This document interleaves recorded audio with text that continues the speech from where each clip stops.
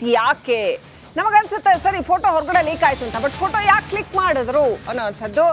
ವಿಚಾರಣೆಯ ವೇಳೆ ಖೈದಿ ವೇಲು ಆ ಫೋಟೋ ತೆಗೆದಂಥ ವೇಲು ಬಾಯ್ ಬಿಟ್ಟಿದ್ದಾನೆ, ಏನು ಹೇಳಿದ್ದಾನೆ? ಇದು ರಿಪಬ್ಲಿಕ್ ಕನ್ನಡದ ಮತ್ತೊಂದು ಎಕ್ಸ್ಕ್ಲೂಸಿವ್. ಯಾಕಂತೆ ಈ ನಾಗನ ಸಹಚರ ವೇಲು ಅವತ್ತು ಫೋಟೋ ತೆಗ್ದಿದ್ ಯಾಕೆ ಫೋಟೋ ತೆಗೆದ? ದರ್ಶನ್ ನಾಗನ ಜೊತೆ ಕೂತಿದ್ದಂಥದ್ದು ಅಥವಾ ನಾಗ ಮತ್ತು ಇತರರು ಒಟ್ಟಿಗೆ ಕೂತಿದ್ದಂಥ ಒಂದು ಫೋಟೋ ಖೈದಿ ವೇಲು ತೆಗೆದಿದ್ದು ದರ್ಶನ್ ಜೊತೆ ಇದ್ದೀನಿ ಅಂತ. ನೋಡಿ, ವೇಲು ಫೋಟೋ ನೋಡ್ತಾ ಇದ್ರ ನಮ್ಮ ತೆರೆ ಮೇಲೆ ನೀವು. ತಾನು ದರ್ಶನ್ ಜೊತೆ ಇದ್ದೀನಿ ಅಂತ ಬಿಲ್ಡಪ್ ಕೊಡೋಕ್ಕೆ ವೇಲು ಆ ಥರ ಫೋಟೋ ತೆಗೆದ ಅಂತ ಹೇಳುವಂಥದ್ದು. ದರ್ಶನ್ ಜೊತೆ ನಾನು ಇದ್ದೀನಿ ಅಂತ, ಜೊತೆಗೆ ತನ್ನ ಪತ್ನಿಗೆ ಕಳಿಸೋದಕ್ಕೆ. Right, will go back to Naveen. Naveen, Velu ಯಾತಕ್ಕೋಸ್ಕರ ಈ ಫೋಟೋ ತೆಗೆದ ಅಂತ ನೋಡಿ, ಅದು ಏನೋ ಮಾಡೋಕ್ಕೆ ಹೋಗಿ ಮತ್ತಿನ್ನೇನೋ ಆಯಿತು ಅಂತ ಸಂಪೂರ್ಣ ಒಟ್ಟಿನಲ್ಲಿ ದರ್ಶನ್ಗೆ ಮುಳುವಾಯಿತು ಅಂತ. ನಾಗ ಅವರ ಸಂಪರ್ಕಕ್ಕೆ ದರ್ಶನ್ ಬಂದಿದ್ದಂಥದ್ದು, ಅದನ್ನು ಇವ್ರುಗಳ ಅಡ್ವಾಂಟೇಜ್ ತಗೊಳಕ್ಕೆ ಹೋದ್ರ ಏನು ನಡೀತಾವತ್ತು ಆ್ಯಕ್ಚುಲಿ?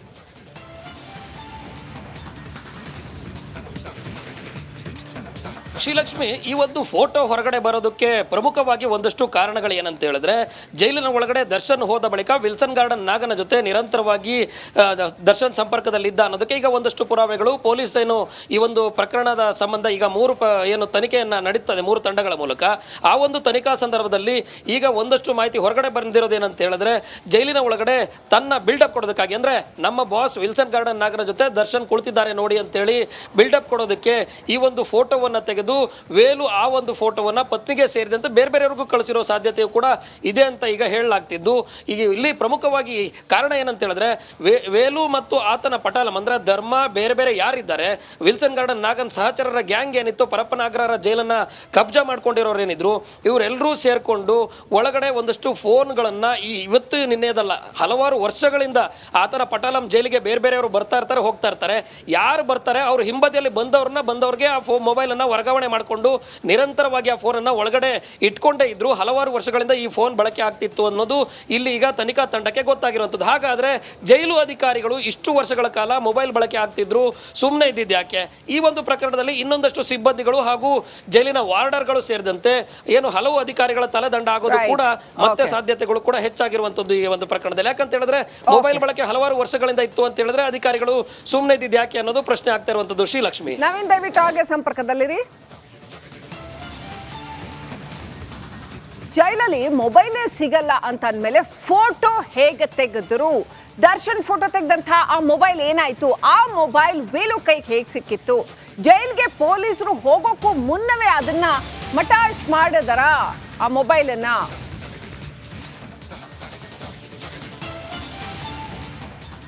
ಮೊಬೈಲನ್ನು ಪುಡಿ ಪುಡಿ ಮಾಡಿ ಟಾಯ್ಲೆಟ್ಗೆ ಬಿಸಾಡಿದ್ರು ಅನ್ನೋಂಥ ಅಪ್ಡೇಟ್ ಏನೆಲ್ಲ ಮಾಡ್ತಾರೆ ನೋಡಿ ಜೈಲಲ್ಲಿ. ಕಲ್ಲಿನಿಂದ ಜಜ್ಜಿ ಪುಡಿ ಪುಡಿಗೈದು ಅದನ್ನು ಟಾಯ್ಲೆಟ್ಗೆ ಬಿಸಾಕಿದ್ರಂತೆ, ಛಿದ್ರ ಮಾಡಿ ಸಣ್ಣ ಪೀಸ್ ಮಾಡಿ ಅದರದ್ದು ಪೀಸ್ ಕೂಡ ಸಿಗದೆ ಇರೋ ಹಾಗೆ ಟಾಯ್ಲೆಟ್ಗೆ ಹಾಕಿದ್ರಂತೆ. ಪೊಲೀಸ್ ತನಿಖೆ ವೇಳೆ ಈ ಎಲ್ಲ ವಿಚಾರಗಳು ಬೆಳಕಿಗೆ ಬಂದಿದೆ. ಒಂದೊಂದು ಅವಾಂತರ ಹೆಂಗೆ ಮಾಡ್ತಾರೆ ನೋಡಿ ಜೈಲಲ್ಲಿ ಖೈದಿಗಳು. ಆ ಫೋಟೋ ತೆಗೆದಿರ್ತಕ್ಕಂಥ ಮೊಬೈಲ್ ಇನ್ನೂ ಏನೇನಿತ್ತೋ ಅದರಲ್ಲಿ, ಹಾಗಾಗಿ ಆ ಎಲ್ಲ ಡೀಟೇಲ್ಸು ಅದ್ರ ಜೊತೆ ಹೋಗಿರುತ್ತೆ. ಅದನ್ನ ಸಣ್ಣ ಪೀಸ್ ಮಾಡಿ ಜಜ್ಜಿ ಟಾಯ್ಲೆಟ್ಗೆ ಹಾಕಿದ್ರಂತೆ. ಸೊ ಏನು ಬೇಕಾದರೂ ನಡೆಯುತ್ತಾ ಹಾಗಾದರೆ? ಮೊಬೈಲ್ ಪುಡಿ ಮಾಡಿ ರೌಡಿ ಪಡೆ ಟಾಯ್ಲೆಟ್ಗೆ ಹಾಕಿದಾರಂತೆ. ಎಸ್, ನವೀನ್ ಕನೆಕ್ಟ್ ಆಗಿದ್ದಾರೆ. ನವೀನ್, ಏನು ಬೇಕಾದರೂ ನಡೆಯುತ್ತೆ ಜೈಲಲ್ಲಿ, ಎಂತೆಂಥ ಖತರ್ನಾಕ್ ಕೆಲಸಗಳು ಮಾಡ್ತಾರೆ ಅಂತ. ಆ ದರ್ಶನ್ ಫೋಟೋ ತೆಗೆದಿರೋ ಮೊಬೈಲು, ಆ ಫೋಟೋ ಲೀಕ್ ಆಗ್ತಿದ್ದಂಗೆ ಅದನ್ನ ಜಜ್ಜಿ ಚಿಕ್ಕ ಪೀಸ್ ಮಾಡಿ ಟಾಯ್ಲೆಟಲ್ಲಿ ಹಾಕಿದ್ರಂತೆ ಅಂತ. ಇನ್ನೂ ಏನೆಲ್ಲ ಅವಾಂತರಗಳು ಮಾಡ್ತಾರ್ರಿ ಜೈಲಲ್ಲಿ, ಏನೆಲ್ಲ ನಡೀತಾ ಇದೆ ನವೀನ್?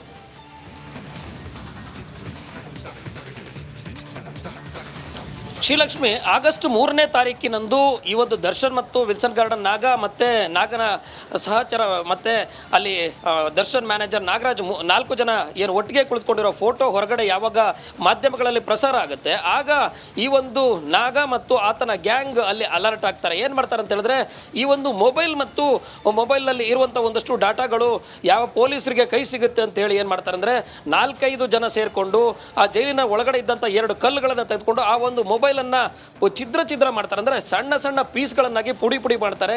ಇದಕ್ಕೆ ಪ್ರಮುಖ ಕಾರಣ ಏನಂತ ಹೇಳಿದ್ರೆ, ಒಂದು ವೇಳೆ ಪೊಲೀಸರು ಮೊಬೈಲನ್ನು ಹಿಡ್ಕೊಂಡು ಏನಾದ್ರು ಸಿಮ್ ಗಿಮ್ ಕೈಗೆ ಸಿಕ್ಕಿದ್ರೆ ಬೇರೆಯವ್ರ ಜೊತೆ ಅಕ್ರಮವಾಗಿ ಮಾತನಾಡಿರೋದು, ವಿಡಿಯೋ ಕಾಲ್ ಮೂಲಕ ಮಾತನಾಡಿರುವ ಈ ಎಲ್ಲವೂ ಕೂಡ ಡಾಟಾ ಸಿಗುತ್ತೆ ಅಂತ ಹೇಳಿ ಆ ಮೊಬೈಲನ್ನು ಫುಲ್ ಪುಡಿ ಮಾಡ್ತಾರೆ. ಎಷ್ಟು ಮಟ್ಟಿಗೆ ಅಂತ ಹೇಳಿದ್ರೆ ಸಣ್ಣ ಸಣ್ಣ ಪೀಸ್ ಆಗಿ ಆ ಒಂದು ಆಂಡ್ರಾಯ್ಡ್ ಫೋನನ್ನು ಪುಡಿ ಮಾಡ್ತಾರೆ. ಸಿಮ್ ಕಾರ್ಡನ್ನು ಫೋಟೋಸ್ ಕೂಡ ಸಂಪೂರ್ಣವಾಗಿ ಛಿದ್ರ ಮಾಡಿ ಅದನ್ನು ತೆಗೆದುಕೊಂಡು ಹೋಗಿ ಟಾಯ್ಲೆಟ್ ಒಳಗಡೆ ಹಾಕಿ ಫ್ಲಶ್ ಮಾಡಿಬಿಟ್ಟು ಸಾಕಷ್ಟು ಬಾರಿ ನೀರನ್ನು ಕೂಡ ಹಾಕಿರ್ತೀವಿ ಅಂತ ಹೇಳಿ ಪೊಲೀಸರ ತನಿಖೆ ವೇಳೆ ಬಾಯ್ಬಿಟ್ಟಿರುವಂಥದ್ದು. ಅಂದ್ರೆ ಈ ಒಂದು ವೇಲು ಏನಿದ್ದಾನೆ ಇವನೇನು ಅಂತ ಇಂಥ ಆಸಾಮಿ ಆಗಿರಲ್ಲ. ಒಳಗಡೆ ಇರುವಂತಹ ಒಂದಷ್ಟು ಫೋಟೋವನ್ನು ಬಿಲ್ಡಪ್ ತೆಗೆದುಕೊಳ್ಳೋದಕ್ಕೆ ಅಂತಂದ್ರೆ ನಮ್ಮ ಬಾಸ್ ಜೊತೆ ಇದ್ದೀನಿ ಅಂತೇಳಿ ಬಿಲ್ಡಪ್ ತಗೊಳ್ಳೋಕೆ ಹೊರಗಡೆ ಕಳಿಸ್ತಾನೆ. ಅದಾದ ಬಳಿಕ ತನ್ನದಲ್ಲದ ತಪ್ಪಿಗೆ ಏನು ದರ್ಶನ್ ಸಿಲುಕಾಕೊಳ್ತಾನೆ. ಆಗ ಈ ಒಂದು ವಿಲ್ಸನ್ ಗಾರ್ಡನ್ ನಾಗ ಮತ್ತು ಈತನ ಪಟಾಲಂ ತಮ್ಮ ತಪ್ಪನ್ನ ಇಲ್ಲಿ ಮುಚ್ಚಿ ಹಾಕೋದಕ್ಕೋಸ್ಕರ ಈ ಒಂದು ತಂತ್ರವನ್ನ ಮಾಡ್ತಾರೆ. ಜೈಲಿನ ಒಳಗಡೆ ಯಾವಾಗ ಪೊಲೀಸರಿಗೆ ಮೊಬೈಲ್ ಏನಾದರೂ ಸಿಕ್ಕಿದ್ರೆ ಮುಂದಿನ ದಿನಗಳಲ್ಲಿ ಇದರಲ್ಲಿ ಇನ್ನೊಂದಷ್ಟು ಪ್ರಕರಣದಲ್ಲಿ ಎಲ್ಲರೂ ಕೂಡ ಸಿಕ್ಕಾಕೊಳ್ಬೇಕಾಗತ್ತೆ, ತನಿಖೆ ಎದುರಿಸಬೇಕಾಗತ್ತೆ ಅಂತೇಳಿ ಏನು ಸಿದ್ದಾಪುರ ಮಹೇಶ್ ಕೊಲೆ ಪ್ರಕರಣದಲ್ಲಿ ತಾನಾಗಿಯೇ ಜೈಲಿಗೆ ಹೋಗಿ ಅಲ್ಲಿ ಒಳಗಡೆ ಇನ್ನೊಂದಷ್ಟು ಸಾಮ್ರಾಜ್ಯವನ್ನು ಸ್ಥಾಪನೆ ಮಾಡಿಕೊಂಡಿದ್ದ ವಿಲ್ಸನ್ ಗಾರ್ಡನ್ ನಾಗ ಮತ್ತು ಆತನ ಗ್ಯಾಂಗ್ ಏನಿತ್ತು, ಈತನ ಗ್ಯಾಂಗು ಯಾವಾಗ ಹೊರಗಡೆ ಈ ಒಂದು ವಿಚಾರಗಳು ಗೊತ್ತಾಗಬಾರ್ದಂತೇಳಿ ಆ ಮೊಬೈಲನ್ನು ಪುಡಿ ಮಾಡ್ತಾರೆ.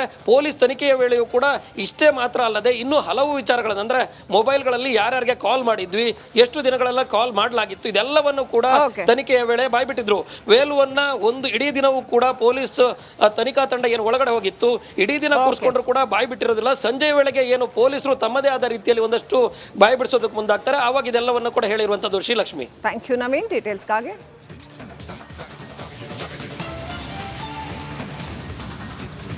ಇನ್ನು ಮತ್ತೊಂದು ಕಡೆ ರೇಣುಕಾ ಸ್ವಾಮಿ ಕೊಲೆ ಕೇಸ್ನ ತನಿಖೆ ಎಲ್ಲಿಗೆ ಬಂತು? ದರ್ಶನ್ ಅಂಡ್ ಗ್ಯಾಂಗ್ ತಪ್ಪು ಮಾಡಿತ್ತಾ? ಕೊನೆಗೂ ಎಲ್ಲ ಪ್ರಶ್ನೆಗಳಿಗೆ ಉತ್ತರ ಸಿಗುವಂಥ ಕಾಲ ಬಂದಿದೆ. ಸೊ ಚಾರ್ಜ್ ಶೀಟ್ ಫೈಲ್ ಆಗತ್ತಾ?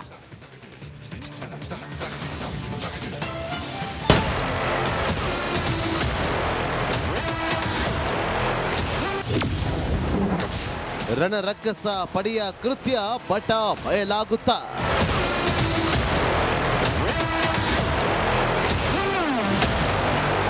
ರೇಣುಕಾಸ್ವಾಮಿಗೆ ಇಂಚಿಂಚು ನರಕ ತೋರಿಸಿದ ಬಳಿಕ ಚಿತ್ರಹಿಂಸೆ ಕೊಟ್ಟು ಕೊಲೆ ಮಾಡಿರುವ ಆರೋಪದ ಮೇಲೆ ಈಗಾಗಲೇ 17 ಮಂದಿ ಜೈಲು ಪಾಲಾಗಿದ್ದಾರೆ.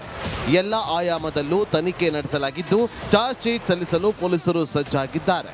ರೇಣುಕಾಸ್ವಾಮಿಗೆ ಅಣುವು ನರಕ ತೋರಿಸಿ ಸಾಯಿಸಿದ್ದ ಆ ಕೇಸ್ ತನಿಖೆಗೆ ಅಂತ್ಯವಾಗಿದ್ದು ಚಾರ್ಜ್ ಶೀಟ್ ಸಲ್ಲಿಕೆಗೆ ಕೌಂಟ್ ಡೌನ್ ಶುರುವಾಗಿದೆ.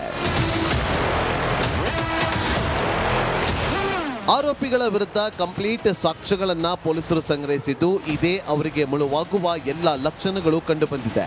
ತಲೆ ಕೆಳಗಾದರೂ ಕೇಸ್ನಿಂದ ಹೊರಬರಲಾಗದಂತಹ ಸಾಕ್ಷ್ಯಗಳು ಕಾಕಿ ಕೈಗೆ ಸಿಕ್ಕಿದ್ದು ಆ ಸಾಕ್ಷ್ಯಗಳನ್ನ ಮುಂದಿಟ್ಟುಕೊಂಡೇ ಚಾರ್ಜ್ ಶೀಟ್ ಸಲ್ಲಿಸಲಿದ್ದಾರೆ. ಬರೋಬ್ಬರಿ 20 ಸಾಕ್ಷ್ಯ ಕಲೆ ಹಾಕಿರುವ ಖಾಕಿ ಪಡೆ. ಸಾಕ್ಷಿ 1, ಪವನ್ ಮೊಬೈಲ್ನಿಂದ ರೇಣುಕಾಗೆ ಮೆಸೇಜ್. ಸಾಕ್ಷಿ 2, ಕಿಡ್ನಾಪ್ ಮಾಡಲು ನಟ ದರ್ಶನ್ ತಾಕೀತು. ಸಾಕ್ಷಿ 3, ರೇಣುಕಾಸ್ವಾಮಿ ಕಿಡ್ನಾಪ್ ಮಾಡಿದ್ದ ರಾಘು. ಸಾಕ್ಷಿ 4, ಚಿತ್ರದುರ್ಗದಿಂದ ಕರೆತಂದ ಕಾರು ಪತ್ತೆ. ಸಾಕ್ಷಿ 5, ಬೆಂಗಳೂರಿನ ಶೆಡ್ನಲ್ಲಿ ಮಾರಣಾಂತಿಕ ಹಲ್ಲೆ. ಸಾಕ್ಷಿ 6, ಶೆಡ್ನಲ್ಲಿ ಫಿಂಗರ್ ಪ್ರಿಂಟ್, ರಕ್ತ, ಕೂದಲು ಸಿಕ್ಕಿದೆ. ಸಾಕ್ಷಿ 7, ಹಲ್ಲೆ ಮಾಡಲು ಬಳಸಿದ್ದ ಕಟ್ಟಿಗೆ, ಟೂಲ್ಸ್ ಪತ್ತೆ. ಸಾಕ್ಷಿ 8, ರೇಣುಕಾಸ್ವಾಮಿಯನ್ನ ಕಟ್ಟಿ ಹಾಕಿದ್ದ ಹಗ್ಗ ಸಿಕ್ಕಿದೆ. ಸಾಕ್ಷಿ 9, ದರ್ಶನ್ ಪವಿತ್ರ ಬಂದಿದ್ದಕ್ಕೆ ಟವರ್ ಲೊಕೇಶನ್. ಸಾಕ್ಷಿ 10, ಅಣ್ಣ ಅಕ್ಕ ಇದ್ರು ಎಂದಿದ್ದ ಆರೋಪಿಗಳು. ಸಾಕ್ಷಿ 11, ಇಬ್ಬರು ಬಂದಿದ್ದಕ್ಕೆ ಸಿಸಿಟಿವಿ ಸಾಕ್ಷ್ಯವೂ ಇದೆ. ಸಾಕ್ಷಿ 12, ಕೊಲೆ ಬಳಿಕ ದರ್ಶನ್ಗೆ ಹಂತಕರ ಕರೆ. ಸಾಕ್ಷಿ 13, ಶವ ಸಾಗಿಸಲು ಬಳಸಿದ ಕಾರ್ ಪೊಲೀಸ್ ವಶಕ್ಕೆ. ಸಾಕ್ಷಿ 14, ಪ್ರಕರಣ ಮುಚ್ಚಿ ಹಾಕಲು ಯತ್ನಿಸಿದ್ದ ದರ್ಶನ್. ಸಾಕ್ಷಿ 15, ಪ್ರಕರಣ ಮುಚ್ಚಿ ಹಾಕಲು 30 ಲಕ್ಷ ನೀಡಿದ್ದ ನಟ. ಸಾಕ್ಷಿ 16, 30 ಲಕ್ಷ ಹಣ ಕ್ಯಾಶ್ ಇಟ್ಟುಕೊಂಡಿದ್ದು ತಪ್ಪು. ಸಾಕ್ಷಿ 17, ದರ್ಶನ್ಗಾಗಿ 3 ಶರಣಾಗತಿ. ಸಾಕ್ಷಿ 18, ಕೊಲೆ ಆದಾಗ ದರ್ಶನ್ ಧರಿಸಿದ್ದ ಬಟ್ಟೆ ವಶಕ್ಕೆ. ಸಾಕ್ಷಿ 19, ಶವದ ಮೇಲಿನ ಚಿನ್ನದ ಆಭರಣ ದೋಚಿದ್ರು. ಸಾಕ್ಷಿ 20, ಉಂಗುರ, ಸರ, ಬೆಳ್ಳಿ, ಕಡಗ ಪತ್ನಿಗೆ ನೀಡಿದ್ದ ರಾಘು. ಇದಲ್ಲದೆ ರೇಣುಕಾಸ್ವಾಮಿ ಹತ್ಯೆಗೈದ ಸಂದರ್ಭದ ಸಿಸಿಟಿವಿ ದೃಶ್ಯಾವಳಿಯೂ ಇದೆ. ಈಗಾಗಲೇ ದೃಶ್ಯಾವಳಿಗಳನ್ನ ಮುಚ್ಚಿದ ಲಕೋಟಿಯಲ್ಲಿ ಜಡ್ಜ್ಗೆ ಹಸ್ತಾಂತರ ಮಾಡಲಾಗಿದೆ. ಕೊಲೆಗೂ ಮುನ್ನ ರೇಣುಕಾಸ್ವಾಮಿಗೆ ಕರೆಂಟ್ ಶಾಕ್ ನೀಡಿರುವುದು ಪತ್ತೆಯಾಗಿದೆ. ಆದರೆ ಕರೆಂಟ್ ಶಾಕ್ಗೆ ಬಳಸಿದ ಡಿವೈಸ್ ಸಿಕ್ಕಿಲ್ಲ.